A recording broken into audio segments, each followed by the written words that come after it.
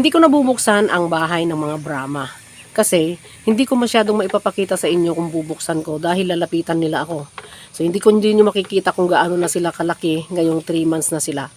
Saktong 3 months nila ngayong araw na to.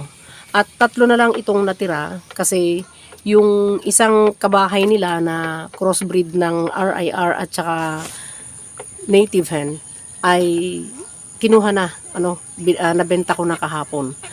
Pero itong mga ito yung natira, 3, may maaalis pa dyan. Yan yung pullet na may crooked beak. Yun yung may abnormality na sinasabi ko. So yun ang problema pagka inbreeding. Ayan nakikita nyo. Ayan, crooked ang ang beak niya. So hindi nagtutugma. So parang nag-X, no? So isang problema kasi pagka inbreeding, at hinala ko talaga, dumaan ito sa inbreeding.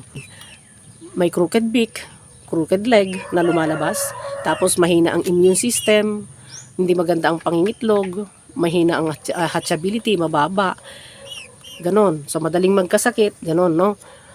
At hinala ko pa, kasi di ba itong isa, hindi ko alam kung nakalusot lang na itlog na ito na, kasi may native na manok yung kuya ko, baka nakalusot na crossbreed yung Brahma at saka yung native. So baka nag-crossbreed. Pero yung mga na-produce naman ng kapatid ko, puro mga Brahma yon. Yun nga lang, walang lumabas sa kanya pa na yung ganyan na abnormality.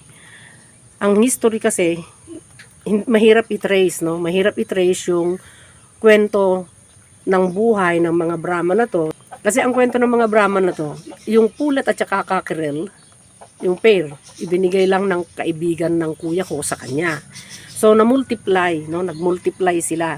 Ilang batch na yon yung napalaki ng kuya ko.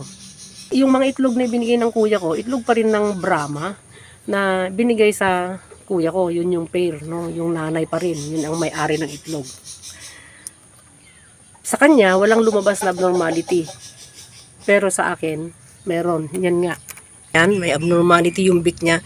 1 kilo pa lang. Kasi nga, hindi masyadong nakakakain dahil crooked beak nga. Yan ang isang problema kung may inbreeding sa flock.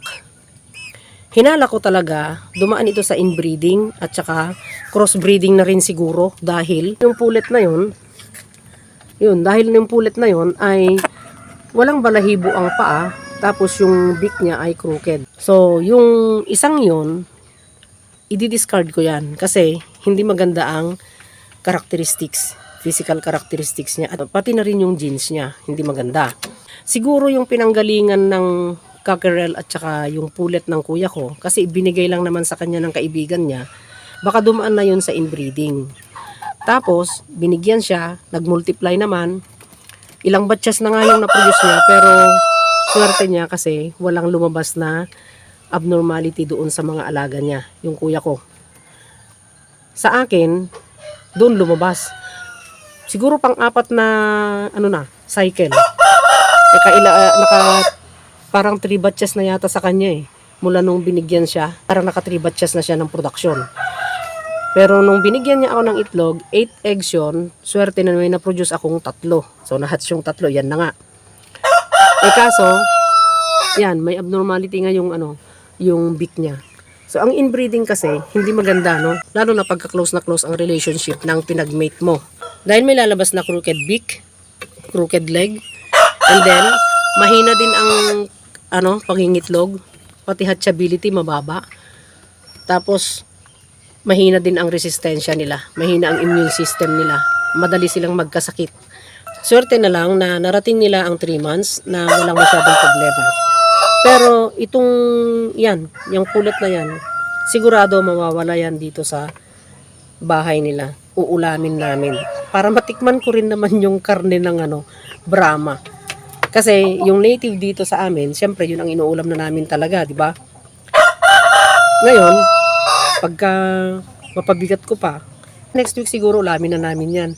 Dahil talaga naman pagka 3 months inuulam na namin ang native chicken dito. So ganyan din, titikman ko rin yung Brahma chicken pagka 3 months kung anong lasa. Yan ang silbi niya ngayon, no? So kung itong mga itong dalawang matitira, itong pair, magpo-produce pa rin ako ng kiti, palilimlimin ko pa rin, pero Ang purpose na lang ng mga kiti na yon pag napalaki ko ay for meat production. Hindi for breeding purposes. Hindi ko ina-advise na mag-inbreeding kayo sa mga alaga nyong manok. Pero alam nyo, ito nangyayari kalimitan pagka naka-free range. Siguro itong nangyari. Kasi kung free range ang manok mo, hindi mo mapipigilan na magsama-sama yung mga rooster at saka yung mga hen. So, ang mangyayari, hindi mo makikita kung nag-mate sila. 'Di ba? Ganun ang nangyayari. Pero kung confined na ganito, makokontrol mo. Kaya sa akin, hindi ako naglalabas ng mga manok, hindi ako nag-free range ng mga manok ko. Kasi gusto ko control yung mating nila. Kung sino lang yung i-mate nila, halimbawa yung native to native, yun, nagme-mate sila. Kung gusto ko naman ilabas yung RIR, papunta dun sa native, para alam ko na yun ay nag-crossbreed, alam ko kung sino yung maglilimlim ng kung ano ng na-crossbreed. At kung gusto ko naman na ito, halimbawa, i-cross ko dun sa native, ilalagay ko siya dun sa bahay ng mga native. Ganun ang gagawin ko. So, makokontrol. Pero kung naka-free range kasi sila, hahayaan mo lang sila, hindi mo makikita kung nag-inbreeding ka na. Hindi mo ma-check. Kasi ang alam ko, ganito ang nangyari dito. So, baka nakalusot, no? Kaya yun ang disadvantage, no? Actually, ang topic natin is yung disadvantage ng inbreeding. Kung makikita mo yung mga characteristics na yun na lumalabas sa mga manok mo, crooked leg, crooked beak, mahinang resistensya, mga ganyan, baka nagkaroon ka na ng inbreeding. So, pero yung mahinang resistensya, siyempre, hindi lang naman dun sa inbreeding nangyayari, kundi pati na rin kung ang biosecurity mo ay mahina, siyempre, at saka kung lahat na, no, yung sa pagkain, ganon, doon din nakakahina din ng resistensya. So, maraming factors kung bakit humihina ang resistensya ng manok. Pero, ang talagang pinaka talaga na makikita mo na may inbreeding ay yung mga crooked leg, crooked beak, abnormality, ibig sabihin, no? Tsaka yung mababa ang pangingitlog, tapos hatchability, magtataka ka na lang bakit mababa na ang iniitlog nila, tapos bata pa naman, o kaya pag mahina ang hatchability, bakit kaya hindi naman nababasa ang itlog, o hindi naman nagugulo, or di ba? So yung mga yon, kaya iwasan ang inbreeding. Ito kasi nandito na.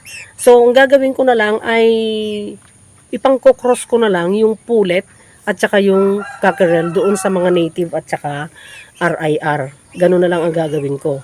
Magpo-produce man ako ng sisiw nila, no? Palalakihin ko na lang na for meat production. Una sa lahat, hindi naman ako nagbebenta ng mga breeder dahil hindi ko naman expertise yun. So lesson learned, huwag mag-inbreeding sa mga manok mo para hindi magkaroon ng problema. Hindi magkakaroon ng abnormality sa mga physical features nila sa tuka at saka sa paa at saka sa production na rin, hindi ka magkakaroon ng problema. Sana may natutunan naman kayo sa video ito, at kung bago ka lang dito sa channel ko, huwag kalimutang mag-like, mag-subscribe at pakihit ang notification bell para sa susunod na mga videos ay ma-notify kayo. At salamat sa lahat ng mga sharer, yung mga nagko-comment at lahat ng mga subscribers ko, both old and new. Thank you lahat sa inyo. Sana pagpalain tayong lahat araw-araw at panatilihing masaya, masigla at malusog ang ating mga alagang manok.